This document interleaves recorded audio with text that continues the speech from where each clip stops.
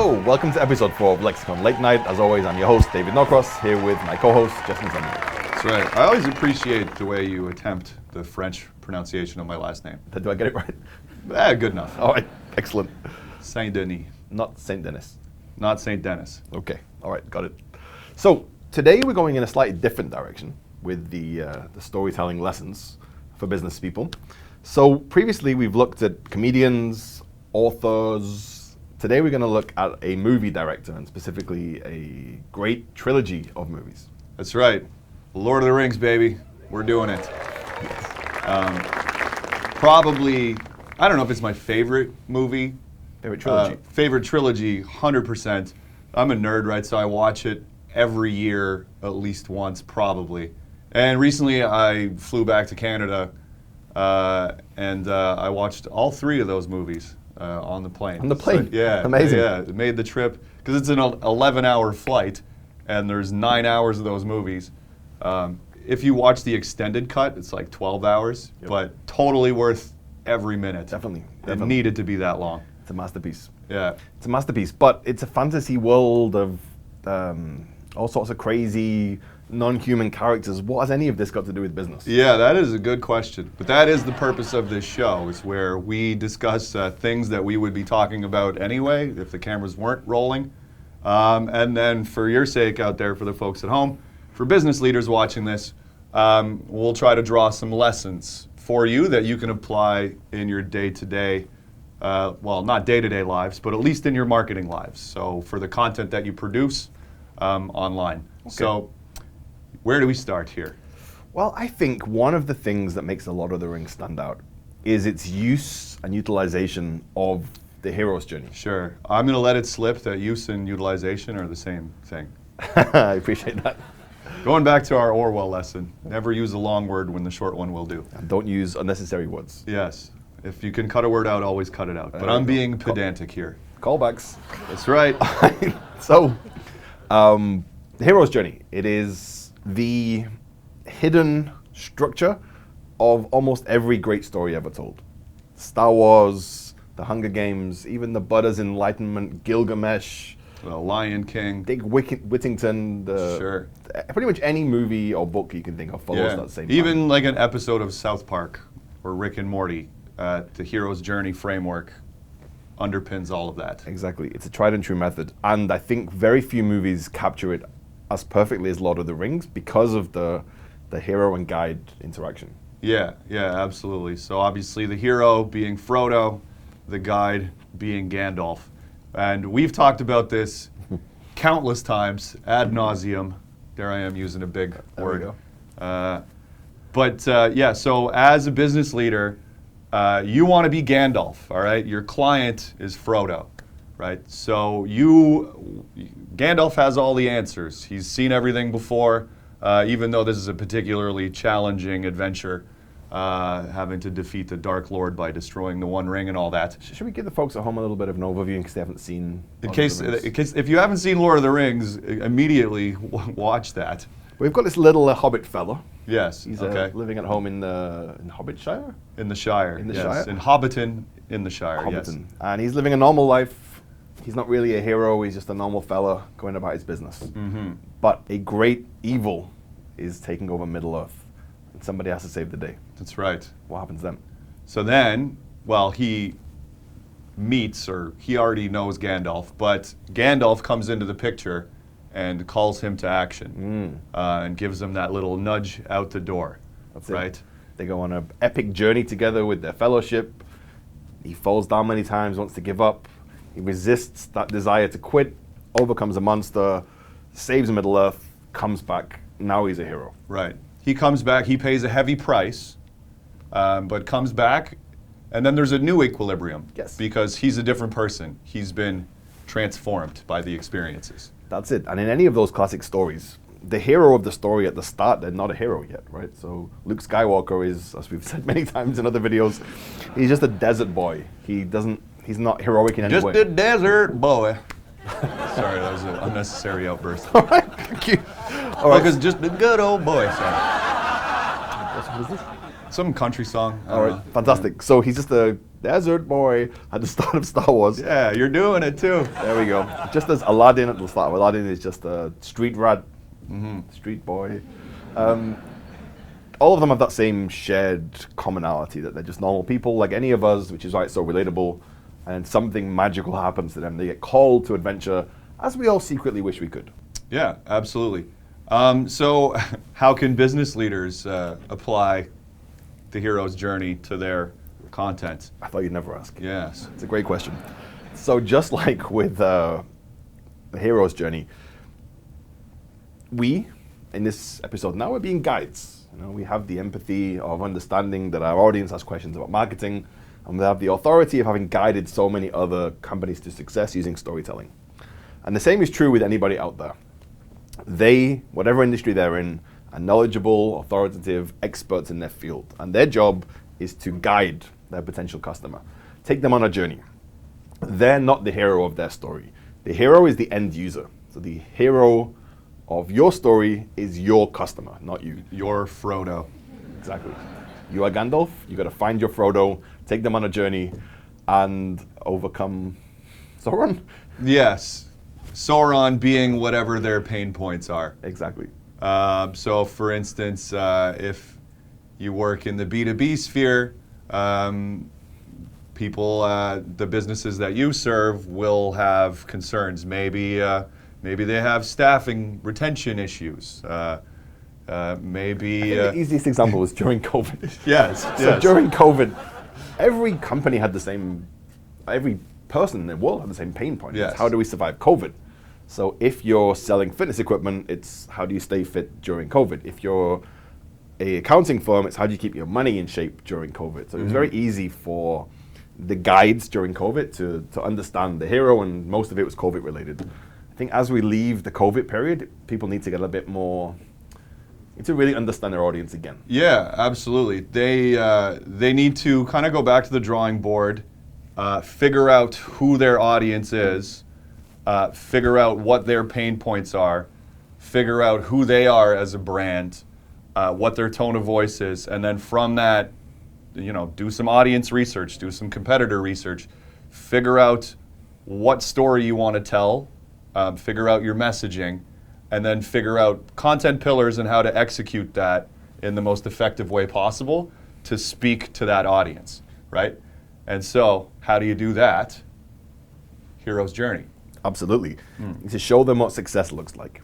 In Lord of the Rings, it's they throw the ring into Mount Doom, Middle-earth is saved, rejoice in Hobbitsville. Yes, in Hobbiton in the Shire. That's it. Yeah, so that point on strategy actually brings us to our second point about why the Lord of the Rings movies were so successful.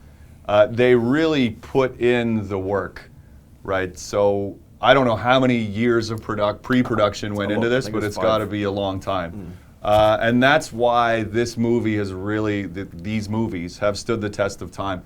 The CGI, I was watching it on the plane, the CGI of Gollum especially, still holds up today, even though this was almost 20 years ago now. Or more, about 20 years ago. Helm's Deep too. Yeah, Helm's Deep yeah, was fantastic. and the orcs because that's all just makeup and prosthetics. Exactly. None of that is CGI, and it's still today just looks so cool. Then go beyond that, and the actors, the performances, the world building. It's such an immersive experience, exactly. And then that's why it stood the test of time. All of it was just professionally done. The Yeah. scripts, the direction. One of the things that people don't understand, I think, when it comes to marketing is pre-production. It's the most important part of the process. Yes. If it's a video, you've got to get the script right first, get the concept right. You've got to understand the location you're shooting in. You've got to decide the art direction. You can't do anything good until you've figured that out. If a client just says, let's start tomorrow, the project's not going to go well. It's impossible. You have to put the time in to understand what you're going to do if you want to get a good result. Right. And the same as you said with marketing strategy. If we have a client who says, oh, I want to do Facebook and I want to post tomorrow, we wouldn't work with that client, right? Because they don't have a long-term vision and it's not going to work anyway. Like, a true partnership with a client, you got to sit down with them. You got to help them understand what they're looking for. We need to understand their brand, their audience. We need to help them develop their big ideas, their content pillars. If they want to start making podcasts like this, they probably should because these are awesome. Absolutely, but this is part of a larger strategy, and this is just one content pillar within that larger strategy. Exactly. And this is very on brand for us. It's storytelling, it's creative, it's professional. These are our core values represented in this form, and every client has a way for them to represent their core values and their mission, but it doesn't happen overnight. So just like with Lord of the Rings, you got to spend the time in pre-production figuring out what you're trying to do, and if you do, the actual production goes very smoothly. Yeah, and then it makes post-production so much easier, although I'm sure they had to make, I mean, you could see with the extended cuts, they had to make so many editing decisions. And I actually think one of the rare cases where, because I've read the books, and I think the movies are better than the books, because there are plenty of little side quests that don't really push the overall narrative forward that they cut out from the movie. So there's, early on, there's Tom Bombadil that they meet, and there's all this weird stuff that happens with him. And then actually in the books, when they get back to the Shire, there's all these ruffians that are running the place, and they're being led by this shady character. I forget his name, but it turns out it's Saruman. So, I mean, not to go off on too much of a tangent here, but there are some points in the story that kind of bug me. There's some fun. Yeah, there's some fat, but also, like, at one point, Gandalf says, like, oh, he has no power, and when they've already defeated, after the Battle of Helm's Deep, they've defeated Saruman. They go, as Gandalf says, he has no power anymore. But then later on, he's corrupting the Shire, and, you know, he's obviously not at the same level that he used to be in terms of an evil guy, but he's still causing trouble, so, like, why not kill him when you had the chance? Like, there's so many people dying, and they're killing, you know, millions of orcs. Meanwhile, this guy who started the whole thing, you're going to show him mercy? That didn't make sense to me. Oh, well. Yeah. And another tangent. All right. This one might be longer. This is going to be like the Lord of the Rings of Lexicon Late Night. Okay, this is going to be the extended edition. So the reason that the Black Riders know that the ring is in the Shire is because they captured Gollum and tortured him. And then he, between his screams of agony, he utters two words, Shire, Baggins. And then that kicks off the whole thing. The Black Riders are the ring wraiths? Yes, that's right, yeah. So they start, and then they call it, they are the Nazgul. But in the Fellowship of the Ring, they're on horseback, whereas later they're on those, you know, evil dragon-looking things. But, so then Sauron, who is the embodiment of pure evil, when he's done torturing Gollum, he just lets him go. Like, and then Gollum ends up guiding Frodo and Sam to Mordor. It's just, it seems, why, you know, if you're unlimited evil, why would you not just kill him? I don't think this is going to make it as a snippet. I don't know if this is going to make it as a snippet, but in the extended cut. So thank you for tuning into the extended cut. This is what you don't get on LinkedIn. Yeah, the extra bits. No, there's no way we're putting that on LinkedIn. While we're doing stuff that we're not putting on LinkedIn, I want to do this part. Okay. My favorite scene. That's the other reason why this movie, it's long, but there are these iconic moments that stand out. And there's moments of levity and humor as well. Yeah, the scene in the Two Towers where the Uruk-hai are taking the hobbits to Isengard, right? So they've captured Merry and Pippin, and they think that they have the ring, so they're bringing them to Saruman, right? And then there's the whole scene where they're being chased by Aragorn and Gimli and Legolas, and they're complaining about their food situation. They think we have the ring. Shh! As soon as they find out we don't, we're dead. Just a mouthful. A bit off the flank.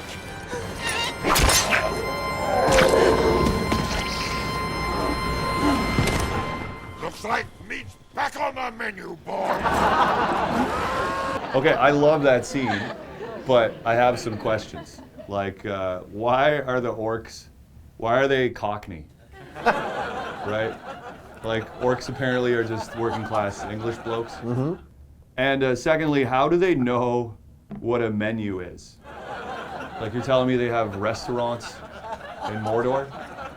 I wonder how the service would be at those restaurants. Probably a lot of hot soup. Yeah, a lot of meat. Yeah, fellow orc I don't know, but so it just shows that, I don't know, it like implies that there's a whole other society happening that they don't really show us in the movies. Two other things I want to. If we're going to, Yeah. this is the extended cut. Yeah. Enjoy. Well, before you do that though, this is the whole point of me setting this up, is I'm plugging one of my jokes here. Okay. Could you imagine three orcs going to a fancy restaurant like Wine Connection or something like this, and the waitress would be like, "All right, gentlemen, are we ready to order?" And the guy would be all, "Yeah, I'll have a glass of Zinfandel, the salade niçoise, and the artisanal cheese platter." And the other guy would be all, "Yeah." This is definitely not getting into the full version. "Yeah, I'll have the quesadillas." Right? "Excellent choices, gentlemen. And what about you, sir?" "Well, it says here on the menu that I wanted to have the steak, but it says here that it's sold out." "Actually, sir, that's a mistake on our menu. We do indeed have steak available." "Nice. Looks like meat's back on the menu, boys." Worth it.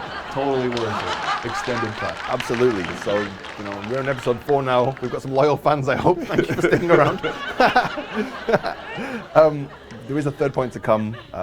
We've made our point about pre-production here. This is Lexicon Late Night, not Bangkok Thought Leaders. So we've just finished work. We've been working all day. Let us relax a bit, take it easy. So, Thank you, Dan. I appreciate you giving me this platform. I think Aragorn is my favorite character of any movie ever. Yeah, really, why is that? I don't know, he's just so pure. He's noble, he's handsome, he's wise, he's rugged. He's just like, he's kind of like something to aspire to be. He's like the best of all men. Oh, so you kind of have like a bro crush on him. Total bro crush.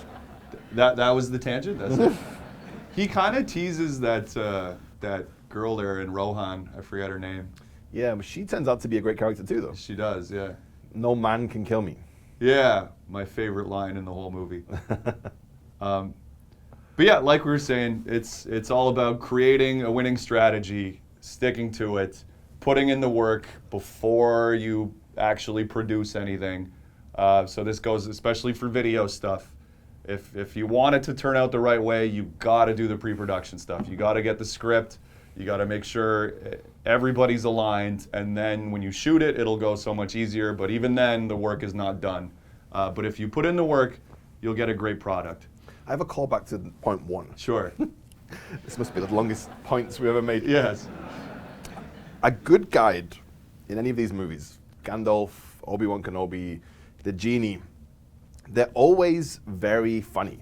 Mm-hmm. They're very silly, they're very relaxed. Often they drink too much. Yeah. Because a good guide has just been there and done it all before. They have no fear about the journey. They don't have any doubt. They know what they're doing and they're going to get there. Even if they go off tangents and get lost, they know how to come back because they're expert guides. That's what you just did, Justin. You're an expert guide. Thank you. Yes. Wow, that was really well done putting us back on track here. Thank you. So those movies are great. And then what came after was the Hobbit series, which I did not good. Not good at all. So we're talking about Peter Jackson here, who's the director. He was tasked with making the Hobbit movies. If you would have just stuck to the source material and kept it as a movie, it probably would have worked. But all the lessons from the previous 2 bits we just spoke about, none of them get followed here, That's right? right. So it's a tiny book. Rather than cutting it down, they had to bump it up with all sorts of random stuff. Yes. The pre-production process was terrible. It was supposed to be Guillermo del Toro was the director. Oh, yeah. He dropped out late because the pre-production wasn't going anywhere. I know obviously we're here in this beautiful late night studio, but pretty much the whole movie was shot here on a green screen. It wasn't the live action stuff. It wasn't the beautiful design swords and set pieces. It was all rushed, which is why it's terrible. Yeah, and the Hobbit movies are more recent than the Lord of the Rings movies, but the orcs look so much cooler in the Lord of the Rings movies. It's all makeup and prosthetics, and then this is they just went overboard on the CGI.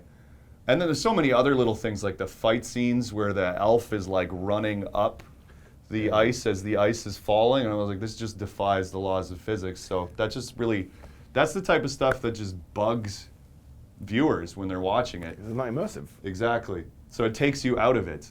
And it was just a cash grab. Like, we were talking in the Lord of the Rings movies, they had to cut fat. And even though it's over 9 hours, there's no fat on those movies. The Hobbit movies could have been an hour and a half movie, and it would have been great. Lord of the Rings is such a good example of storytelling because Yeah. it's a great story. You suspend disbelief. You lose yourself in the narrative, in the reverie of the moment. You get lost in the world that they create. And it's very easy to do in a book, but often in a movie, they lose you when they break their own internal consistency. That first trilogy, it's so immersive, as we discussed already, that you never get lost in it. But the Hobbit trilogy is just so bad that you can't stop but think, oh, I'm watching a movie. Yes. And it's a shitty movie. Yes. Deep. I think we can say that, right? Sure. So Funny, our first swear word on Lexicon Late Ooh. Night. And it's when it comes to discussing The Hobbit. yes, it is appropriate.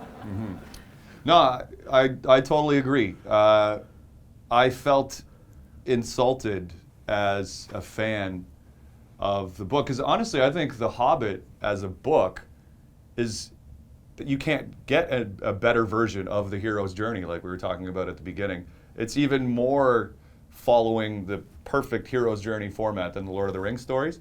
And so I'm a big fan of the book, and I watched the movie and I just felt they don't respect my intelligence here. And so I think that's another lesson that business leaders can draw from the failure of The Hobbit, but also the success of The Lord of the Rings, is respect your audience. Respect their intelligence and deliver them a product that's worthy of their attention. Otherwise, they're gonna feel betrayed. And I think we'd be remiss to not mention the new Rings of Power series. Obviously, there's a lot of controversy surrounding that, and a lot of it is stupid. But you haven't seen any of it, right? Not yet. Yeah, it's bad. Oh. It's bad. Okay. It's boring. They overuse the CGI. All of the problems that The Hobbit have had, the Rings of Power series has as well. It's just Amazon threw a ton of money at it. It's the most expensive show of all time. And it, to me, clearly just seems like a cash grab, the same as the Hobbit movies were. So yeah, don't insult your audience. It's a good lesson. Yes. I would never do it. No, of course not. I don't know. Maybe this extended cut of Lexicon Late Night, people are going to be like, all right, with your meat's back on the menu joke. This one's for the purists. Yes, for the real fans out there. You know who you are. Absolutely. I think we were talking before production about, kind of jokingly about the importance of a fellowship. Like, Yes. Obviously, here right now we're surrounded by talented people in the studio. We have a fellowship. Why is that so important? Yeah, so good point. So aside from the lessons in storytelling, the actual story itself does have some good lessons about how to create a good team in a business. Fellowship in the workplace, so good company culture obviously is important. So the Fellowship of the Ring had their company culture. They did. They didn't really have outings where they would play cards and beer pong and stuff like that. They had some adventures. But they had some times in the taverns and so on. They had some fun together, They did. some moments of levity. For sure. But there's so the importance of getting together a team with different skill sets. So every member of the team has a different talent, and then those complement each other. So just like we have here at Lexicon, we have some people that are very much word people. They're writers, they're creatives. There's other people that are very much data and analytics. There's other people that are organizers and planners. There's other people that are visuals, so like illustrators, motion graphics, animators. These guys behind the cameras here, editors. It takes all of those skills to make a really successful team. Absolutely. And Gandalf wasn't able to take the ring Yes. because the power was too corrupting. Yes, of course. So even as guides like you or I may be, we're very focused on wizardy stuff. Yes. So we need those Hobbit type characters, Yes. the juniors, people who are Right. uncorruptible, new to the world, fresh thoughts, fresh ideas. They give us new perspectives Yes. on how to do things. So that brings in a good point. So senior staff, like Gandalf. He had a senior staff. He had a senior staff, a senior citizen staff. But I mean, like your senior people. Yeah. Gandalf, I would say, is probably like the CEO of the operation. But he was a very good mentor to the juniors. and he saw potential, and he was good at, he made good hiring decisions. He did. Perhaps not Boromir, who considered quitting at one point, or at least betraying the company's secrets. This analogy is going, we're getting a lot out of this. Yeah. So is it possible that Gandalf's the chairman? Yeah, Aragorn's probably. the CEO? Aragorn's, that is a good point. So Gandalf is the chairman, Aragorn absolutely CEO. Are the hobbits messengers? I would say they're just like, they're just, junior writers or something. Social media managers. I see. But that goes to show that heroism can come from anywhere, and it's the same in your company too. So don't sleep on your juniors. Let them speak up in the meetings, elicit their opinions. You never know when they're gonna save your company and save the world.